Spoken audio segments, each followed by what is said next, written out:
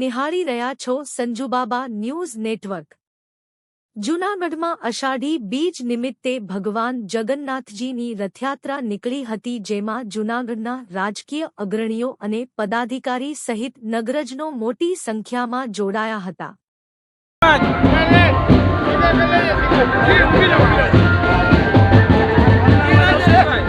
આજે ભગવાન જગન્નાથની રથયાત્રા નિમિત્તે જૂનાગઢ ખાતે ભવ્ય રથયાત્રાનું આયોજન કરવામાં આવ્યું છે। ખૂબ મોટી સંખ્યામાં લોકો ઉપસ્થિત થયા છે।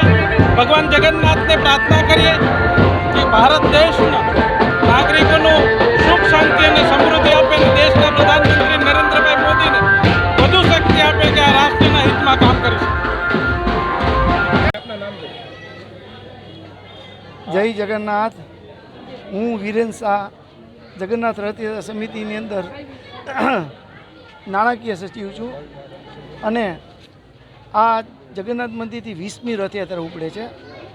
અહીં બહોળી સંખ્યામાં સમસ્ત જૂનાગઢ અને જૂનાગઢની આસપાસના લોકો આ રથને પ્રસ્થાન કરવા માટે હાજર છે। બહુ થોડીક સમયમાં રથયાત્રાને અમે પહીન વિધિ જૂનાગઢના મેયર, ડેપ્યુટી મેયર, એસપી સાહેબ બધા પ્રસ્થાન વિધિ કરાવશે અને લોકો ભગવાન તેમને સામેથી દર્શન કરવા માટે આ એક અદ્ભુત માહોલ છે।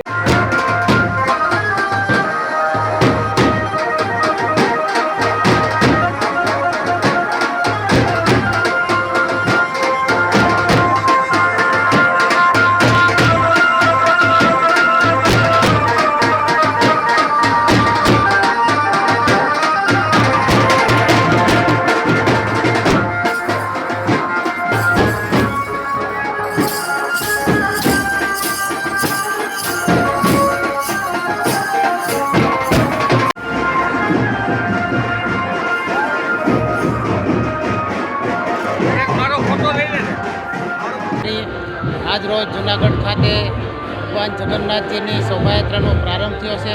હું આજ અહીંયાથી સર્વે ભારતવાસીઓને ખૂબ અષાઢી બીજની અને રથયાત્રાની શુભકામના પાઠવું છું। આખું વર્ષ આપણે ભગવાનના ચરણે જઈ અને આપણે એમના દર્શન કરીએ છીએ।